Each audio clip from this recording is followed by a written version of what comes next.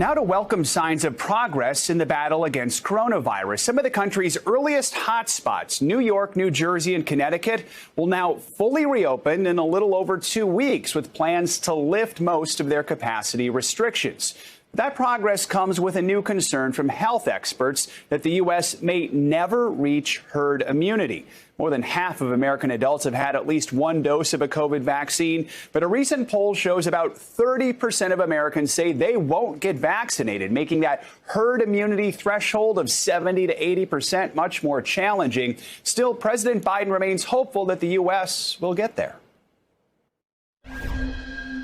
I think by the end of the summer, we'll be in a very different position than we are now. My plea to everyone, get vaccinated now, please.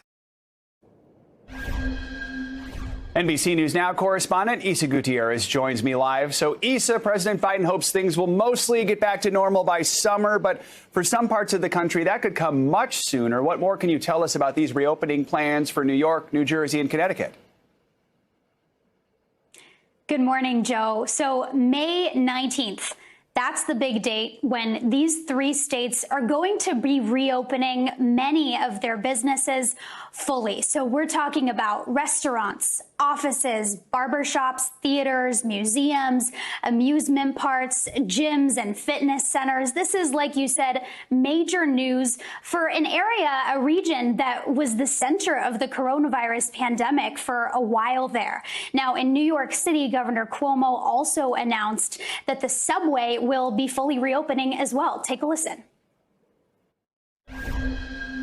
We're going to coordinate the MTA's resumption of 24-hour service with the reopening and immediately with the curfew lift. The curfew lift will apply to restaurants, bars, etc. Especially in Manhattan. Workers are going to need to get back and forth. About 80,000 city workers in New York City have also already begun to return to their offices. Joe? Now, Isa, the New York Times is reporting that the FDA plans to authorize the Pfizer vaccine for kids 12 to 15. What's the timeline on that?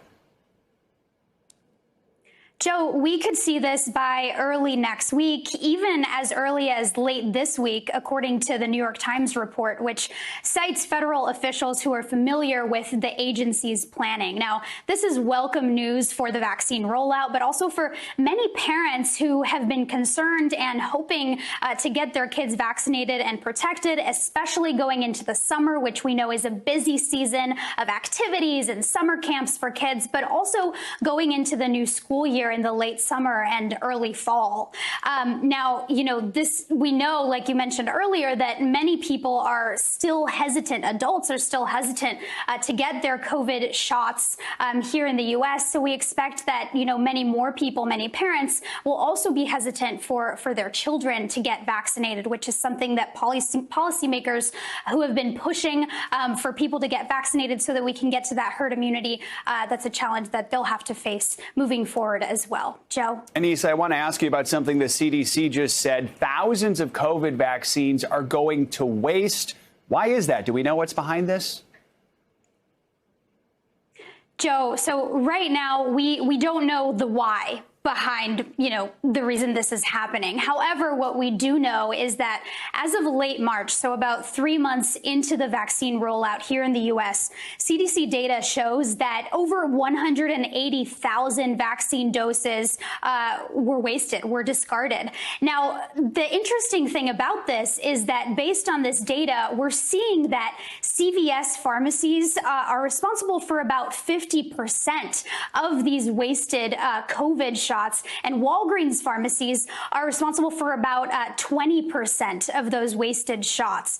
Now, again, we're not sure why this is the case right now based on the data, but some critics have said that early on in the rollout, the Trump administration relied too heavily on these pharmacies, particularly in their long-term vaccination program. Early on when we were hearing about these pharmacies being involved in the vaccination of, staff and residents in these long long-term care facilities. When asked about this, CVS Pharmacy did say that the majority of these shots that have been wasted, by them in their vaccination processes were during that particular time in the rollout. Haven't heard from Walgreens on this, but that's what we're learning so far. Joe? All right. Isa Gutierrez, thank you so much.